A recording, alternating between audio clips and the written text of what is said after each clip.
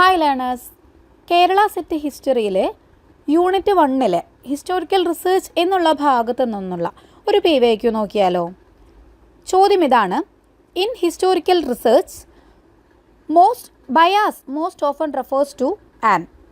Bias എന്നതുകൊണ്ട് എന്താണ് ഉദ്ദേശിക്കുന്നത്? ബയാസ് എന്നാൽ പക്ഷപാതം എന്നാണ് അർത്ഥം. 4 ഓപ്ഷൻസ് ഉണ്ട്: mathematical error in data analysis, preference that influence interpretations, accidental omission of details, exact replication of past events.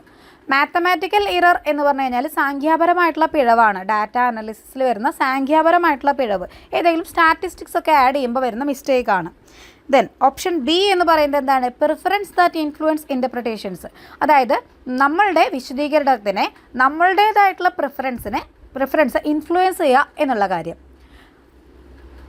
നമ്മുടെ പേഴ്സണലായിട്ടുള്ള ഏതെങ്കിലും ബിലീഫോ അല്ലെങ്കിൽ വളരെ വ്യക്തിപരമായിട്ടുള്ള നമ്മളുടെ ഇഷ്ടങ്ങൾ, ദെൻ താല്പര്യങ്ങൾ, അതൊക്കെ നമ്മളുടെ ഇൻ്റർപ്രിട്ടേഷൻസിനെ സ്വാധീനിക്കുക. അതാണ് ഓപ്ഷൻ ബി പറയുന്നത്. ഇനി option C, accidental omission of details.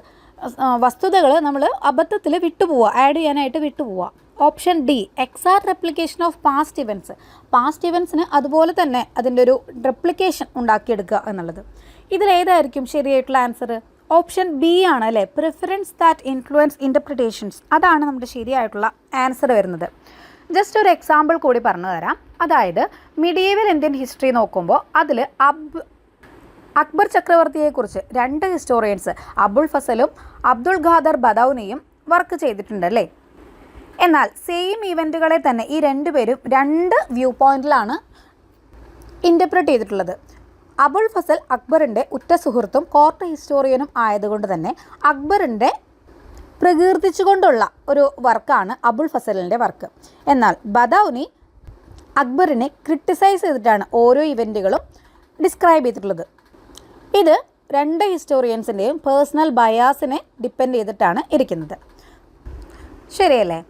അപ്പോൾ എന്താണ് ബയാസ് എന്നുള്ളത് മനസ്സിലായല്ലോ. മറ്റൊരു ചോദ്യവുമായി നമുക്ക് വീണ്ടും കണ്ടുമുട്ടാം. താങ്ക്